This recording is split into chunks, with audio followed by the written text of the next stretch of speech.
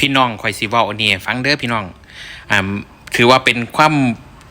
ามบ่รู้จักของข่อยแหละพอดีใหญ่คนไทยเล่าสิพาข่อยมากินสายพันธุ์ว่าซั่นเด้เราว่าโอ้ยข่อยก็งงปันไก่ตาแตกเลยมากินเอียงสายพันธุ์อีแตกๆมันกินได้อยู่บ่ข่อยก็งึดคือกันนะฮะ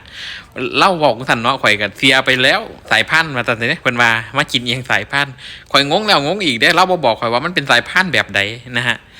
ก่อนเขาเลี้ยงเดี๋ยวข่อยขอสบายดีเด้อพี่น้องเด้อสวัสดีพี่น้องชาวไทยพี่น้องชาวสปปเนาะมื้อนี้ไอ้เบาก็ยังอยู่ในเมืองไทยอยู่นะฮะใหญ่ข้าเจ้าสิพากินมากินสายพันธุ์ว่าซั่นเด้เอาเข้าไปเมืองกันว่าสายพันธุ์มันเป็นจังไดนี่ร้านสายพันธุ์น่ะนี่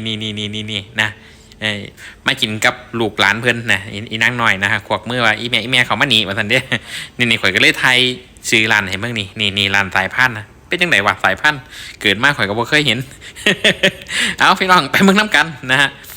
อีนางน้อยบอกว่า4 นิ้ว4 โบย 4 ใบครับเจ้าหน้าที่เพิ่นเนาะมา4 คนมาแต่เพิ่นว่าเนี่ยพ่อยางเขามาอุ้ยตื่นตาตื่นใจอีกแล้วพี่น้องเอ้ยนี่สายพานมันเป็นจังซี่พี่น้องมาเมืองสายพาน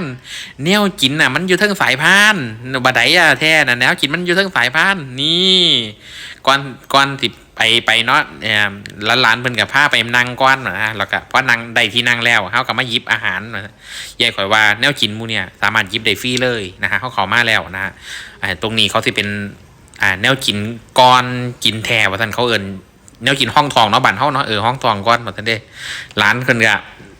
ลูกเพิ่นก็ไปเอาน้ำเนาะฮะโอ้เสิร์ฟโอ้เป็นงานอีหลีว่ะเด็กหน่อยบ้านข่อยบ่แล้วเลยได้มั้ยเด็กหน่อยบ้านข่อยบ่เป็นจังซี่แต่ว่าเด็กหน่อยในเมืองมันเป็นเนาะในหม้องนี้เพิ่นบอกว่ามันสิมีการกำหนดเวลาในการกินว่าซั่นเด้นี่เฮามาตอนนี้เฮามา16:25 น.เนาะสายพานตรงเนี้ยนะฮะแนวกินเนี่ยพี่น้องแมวแนวกินที่แลนอยู่สายพานนี่สายพานมันแลนมานี่เฮาสามารถหยิบได้หยิบเอาเลยเด้เพิ่นบ่ได้หวงได้นี่เฮาเข้ามาแล้วเฮาหยิบได้หยิบเอาเลยอยากกินยังหยิบได้เลยว่าซั่นได้ฟรีว่าซั่นได้โอ้บ่แม่นฟรีดอก ไปจ่ายเงินบัตรอิ่มแล้วไปจ่ายเงินนะฮะตอนนี้กินทุกอย่างนี่เข้ามานี่กินจ่ายทีเดียวนะแล้วก็เฮามากินฟรีในนี่เฮามากินได้อีหยังทุกอย่างเลยเขาเอิ้นบุฟเฟ่ล่ะไปบุฟเฟ่ นะฮะนี่มองนี้ก็สิเป็นหม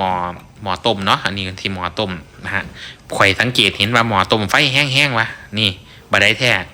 มันมีแนวปรับอยู่มองนี้นี่มันมีปุ่มปรับอยู่มองนี้เราสามารถเห็ดไฟแห้งก็ได้เห็ดไฟควายก็ได้มาปรับปุ่มอยู่มองนี้เอานะพี่น้องชาวสปปขันม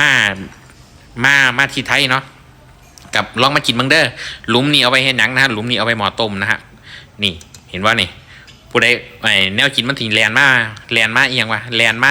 ตรงสายพันธุ์ต่อหน้าเฮาน่ะต่อหน้าต่อตาเฮาเลยเฮาหยิบเอาจานใดก็ได้มาใส่หมอต้มเขาเนี่ยเขาอยากกินยังหยิบออกมาเลยนะฟรีนะฮะบ่แม่นฟรีดอกก็ได้ตอนกินฟรีอยู่แต่ว่าตอนกินแล้วก็ต้องไปจ่ายเงินเขานะฮะเนี่ยเขาอยากกินพักก็ได้เขาอยากกินข่อยสังเกตมึงนะไอจานเนี่ยมันสิเป็นสีไปได้พี่น้องอันสีแดงๆเนี่ยข่อยสังเกตว่ามันเป็นเนื้อวะมันเป็นซีนไหมอันสีแดงๆเนี่ยจานแดงๆเนี่ยเขาใส่ซีนนะฮะจานสีเหลืองกับสีเขียวเนี่ยเขาสิใส่พวกพักเขาสิใส่พวกอาหารทะเลนี่คอยซุ่มกล่องให้มึงกระคักนี่เนี่ยแบบมีแนวกินมันสิแลนมากพี่มันสิมีพอคั่วคอยเติมนะฮะคอยเติมเข้าไปแนวกินอันไหนมันเบิดเขาสิเติมมากแนวกินทั้งกสิแลนน้ำสายพานมากก็ยังเอี่ยแล้ววานั่นแหละโอ้โหก็ดีอีหลีนะแลนมากเขากับแค่หยิบเอาลูกหมอต้มเราใส่ปากนี่ข่อยกินได้ทั้งนี้ละนี่ข่อยกินนะได้หลายจานแล้วนะใหญ่แล้วกินได้หลายจานก็ข่อยอีกโอ้ล้านกันคือกันได้หลายโอ้จักจานนี่พี่น้องมาเบิ่งอันนี้คือกินได้กินเอานะผู้ใดอยากกินยังก็หยิบกินเลยนะกินได้กินเอานะเพิ่นบ่แพงนะนะฮะก็สิมีผักมีหยังแน่แหละโอ้หลายอย่างนะครับอุ้ยยังคักเลยนะพอกินแล้วแล้วร้านเพิ่นก็สิพาไปจ่ายเงินนะกับใหญ่เพิ่นไปจ่ายเงินนี่คลิปนี้เป็นคลิปสั้นๆเนาะมันเป็นความประทับใจของข่อยนะข่อยก็เลยเอามาลงคลิปให้มึงนะนี่บ่รู้ว่าสิจ่ายเท่าไหร่นะเดี๋ยวมึงก่อนว่าเราสิจ่ายเท่าไหร่นะเพิ่นก็จะเอาไปจ่ายเงินข่อยแอมแปะอย่างเดียวข่อยแอมแปะอย่างเดียวข่อยไทยวิดีโออยู่ห่างๆข่อยยันข่อยอายเขาเจ้านะนี่โอ้ข่อยขี่เรือไปไทยกันโอ้อยู่ประมาณ1,600ตกคนละ16คนละ400 กว่าบาทนะกินแล้วก็ออกมานะฮะพอออกมาแล้วก็โอ้ยข่อยจะเข้าห้องน้ำแล้วข่อยก็ฟ้าไปเข้าห้องน้ำ นั่นล่ะโอ้แต่วันแนวกินสายพานเมื่อกี้มีแต่แนวแสบๆอีหลีเป็นบุญปากข่อยอีหลีนะเอี่ยข่อยพามาเลี้ยงนะโอ้ยพี่น้องชาวสปปมาขันมาประเทศไทยนะข่อยแนะนำเลยร้านสายพานบ้างสิถามคนไทยก็ได้เพิ่นหูจักอยู่หรอกสายพานอยู่ห่างหม่องใดบ้างสิเข้าไปเลยเข้าไปบัดที่นี่ยกมือว่ามาจากคนนะเจ้าหน้าที่เพิ่นถามว่ามาจากคนเฮาก็บอกว่ามาจากคนนะมาคนเดียวมา2 คนเฮาก็บอกเพิ่นแล้วก็ไปนั่งโต๊ะมันนี่เพิ่นสิเอาหมอต้มไปให้นะฮะโอเคคลิปนี้ก็คลิปสั้นๆเนาะเป็นความประทับใจของข่อยตอนนี้ล่ะพี่น้องสบายดีอย่าลืมติดตามเด้อหม่องข่อยไปเที่ยวหม่องใดงามหม่องใดตื่นตาตื่นใจข่อยก็สิเอามาลงให้เบิ่งคือเก่านี่ล่ะสบายดีเด้อพี่น้องเด้อสบายดีสวัสดีครับ